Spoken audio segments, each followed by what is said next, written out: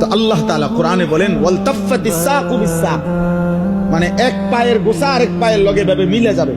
নাফরমানের মৃত্যুর যন্ত্রণায় রূহ বাইরও হয় না, ভিতরেও যায় না। এই অবস্থায় সে পাওটাও নাড়াইবার শক্তি পাবে না।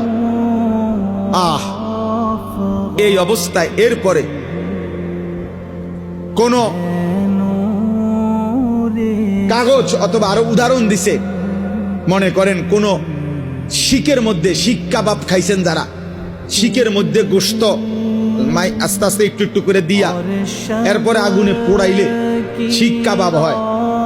এই শিক কাবাবের কাবাব যেমনি টাইনা টাইনা খোলে, সিরা সিরা খোলে শিক থেকে, তো কিতাবের মধ্যে আছে মালাকুল মউত আজরাইল ওই নাফরমানের রূহটা এইভাবে টাইনা টাইনা ছিঁড়া ছিঁড়া তার এই রূহটা এখান থেকে বের করে।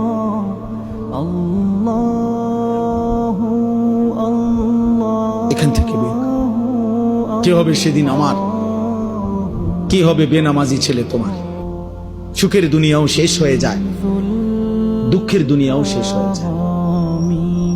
তিন বেলা যার খানা ঠিক মতো থাকে তারও মৃত্যু হয়ে যায়, আর ঠিক মতো খানা যে পায় নাই সেও একদিন মরে যায়। বাসর রাতও ভোর হয়, ফাঁসির রাতও ভোর হয়, কোন রাতি থেমে থাকে। মৃত্যু এসেই যায়, মৃত্যুর যন্ত্রণা সত্য সত্য শুরু হয়ে যায়।